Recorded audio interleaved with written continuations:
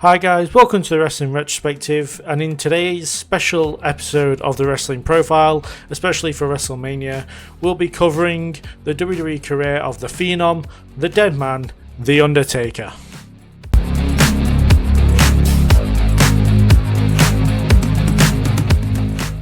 On November 22nd, 1990, The Undertaker would make his WWE debut as part of Ted DiBiase's $1 Million team at Survivor Series, having a very impressive showing in the match. In February 1991, Undertaker would be allied with Paul Bearer as his manager, and he would carry around an urn that would help him control The Undertaker, but also help Taker win his matches as well. Taker made his Wrestlemania debut on March 24, 1991 at Wrestlemania 7, facing and of course defeating Jimmy Snuka. This victory would start a series of wins on the grandest stage of them all, spanning 23 years and 22 more WrestleManias, with WrestleMania 16 being the exception because he wasn't on the show. I'm of course talking about The Streak. A winning record that started as a coincidence, it became its own identity as a WrestleMania tradition that leveled up to become one of the biggest accomplishments as much as winning a championship. The Undertaker would go 21-0 at WrestleMania, defeating Snuka, Jake Roberts, the Giant Gonzalez by disqualification, King Kong Bundy, Diesel, Sid Vicious or Psycho Sid, Kane twice, Big Boss Man, Triple H 3 times, Ric Flair, Big Show and A-Train in a handicap match, Randy Orton, Mark Henry, Batista, Edge, Shawn Michaels twice, and CM Punk, with the infamous streak coming to an end in 2014 at WrestleMania 30, where the Beast Brock Lesnar would break the streak, becoming the one in 21-1. At Survivor Series 1991, Undertaker would win his first WWE Championship from Hulk Hogan, but he would only hold the title for 6 days before losing it back to Hogan again. Between 1991 and 1996, Undertaker would have big feuds with the likes of The Ultimate Warrior, Jake Roberts, Yokozuna, Ted DiBiase, and an imposter Undertaker, Mabel, Mankind, and have WWE Championship opportunities against Bret Hart. During Undertaker's feud with Mankind at In Your House Buried Alive in 1996, Taker would be buried alive but would return at Survivor Series later that year with a new aesthetic and darker feel to it, being labelled the Lord of Darkness. At WrestleMania 13, Undertaker would win his second WWE title from Psycho Sid, but he would hold it for 133 days before losing it to Bret Hart after Shawn Michaels, a special guest referee, hit Undertaker in the head with a chair, inadvertently costing him the match. The feud with Shawn Michaels saw the debut of a match stipulation Undertaker would become synonymous with that being Hell in a Cell. The match type would debut at Bad Blood in October of 1997, with Shawn Michaels picking up the win in the match over The Undertaker, as Taker's brother Kane would debut and cost Taker the match. After the debut of his brother, they would feud against each other for many months, resulting in a WrestleMania meeting, which Taker would of course win, but notably from their feud they would debut the Inferno match. In 1998, Undertaker would revitalise his feud with Mankind, and they would have many violent matches, but none more violent than the match at King of the Ring, where they met inside the Hell in a Cell, and they had a moment that will live forever as Undertaker threw Mankind off the Hell in a Cell cage. A few months later, Taker would win the WWE Tag Team Championships with an unlikely ally in Stone Cold Steve Austin. Throughout his career, Taker would win 6 tag team titles with 4 different partners, with them being Stone Cold Steve Austin, The Big Show, The Rock, and of course Kane, and he would win the WCW Tag Team titles with Kane during the Invasion angle.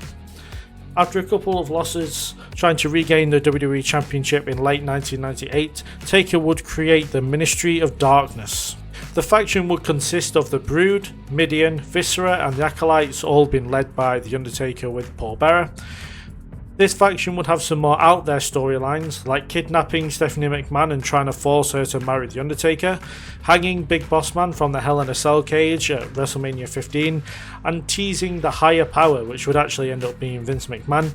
And in mid-1999, after merging with the corporation, the ministry would fizzle out and become no more. For a brief time afterwards, Taker would team up with the Big Show, forming the Unholy Alliance.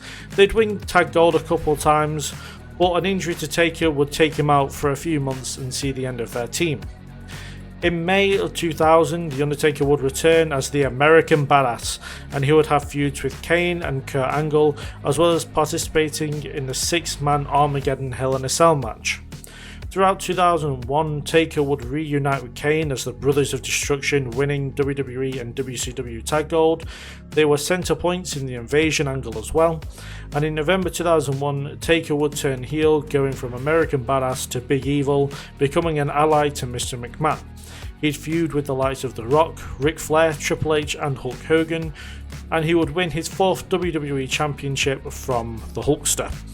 He'd hold the title for 63 days, defending it quite often against Rob Van Dam, Jeff Hardy and Kurt Angle, and he would also feud with Brock Lesnar on and off for the WWE Championship before turning his attention to Mr. McMahon and losing a buried alive match to McMahon due to Kane turning on his brother. In early 2004, video packages started to tease the return of the Deadman Undertaker, and they would start to haunt Kane in the lead to their second match at Wrestlemania 20.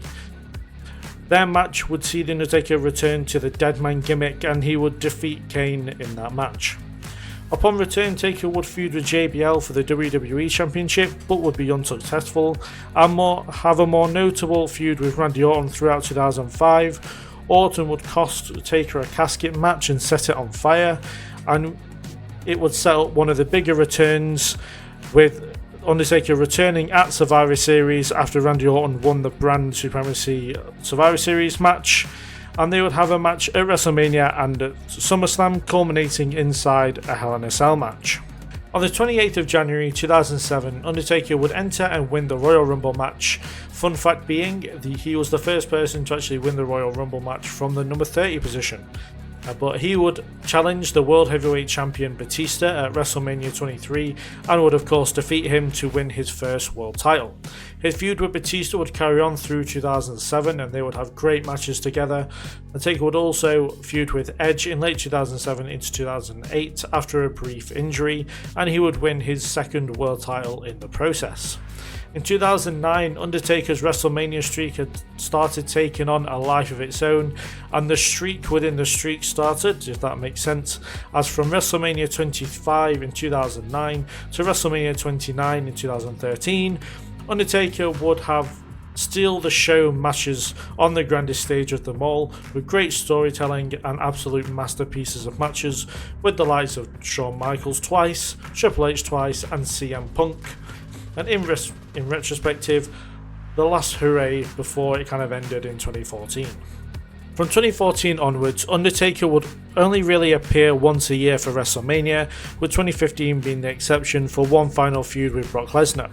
After the streak ended, he did have some more WrestleMania matches against Bray Wyatt, Shane McMahon, John Cena and Roman Reigns, but the mystique behind the Deadman had kind of fizzled out at this point.